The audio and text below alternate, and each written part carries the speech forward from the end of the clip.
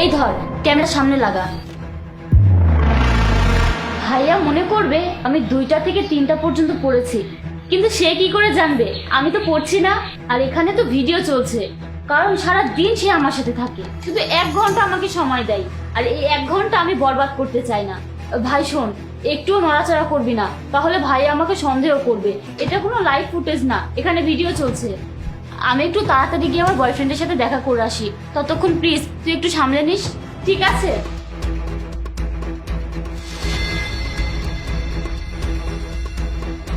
আরে বাহ, তুই আমার সত্যিকারের ছোট ভাই।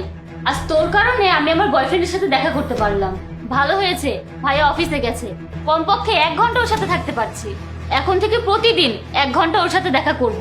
যখন ভাইয়া 1 ঘন্টার জন্য অফিসে যাবে, তখন তো আমার জন্য সোনাই সোহাগা। সোনার সোহাগা না বল, এখন তোর জন্য লোহার খাঁচা আনা হবে, বুঝলি? ভাইয়া তুমি তুমি এখন বাসায় কিভাবে আসলে? আরে এইটা আমার জন্য ভালো হয়েছিল যে আজ আমার অফিসে আইটি টেকনিশিয়ান এসেছিল। সে আজ আমার চোখ খুলে দিয়েছে। আসসালামু আলাইকুম স্যার। আরে ওয়ালাইকুম আসসালাম, জাহিদ সাহেব বলুন। স্যার দেখুন আমার ফোন, আমার বোন লাইভ বিসিএস পরীক্ষার প্রস্তুতি নিচ্ছে। সিসিটিভি ক্যামেরা লাগিয়েছেন আপনি ঘরে? হ্যাঁ স্যার, অনেক টাকা খরচ করেছি। 1 মিনিট, আপনার ঘরের ঘড়ি নষ্ট নাকি? না না স্যার, ঘড়ি তো ঠিক আছে, কালই তো ব্যাটারি বদলিয়েছি। যদি ঘরের ঘড়ি ঠিক থাকে তাহলে এখানে 4:35 দেখাচ্ছে, কিন্তু এখন তো 2:05। কি? এটা কি করে হয় স্যার? একটু ভালো করে দেখুন তো। 1 মিনিট, আমাকে একটু ভালো করে দেখতে দিন। ও আচ্ছা, আপনার বোন তো ভিডিও চালু করে রেখেছে। ভিডিও চালু করে রেখেছে ক্যামেরার সামনে, বুঝেছেন? সেই জন্য এই ঘড়ির টাইম ভুল দেখাচ্ছে আর বারবার শুধু একই ভিডিও দেখাচ্ছে। এই দেখুন। হ্যাঁ স্যার, আপনি একদম ঠিক বলেছেন। তার মানে আমার বোন আমাকে মিথ্যা বলছে।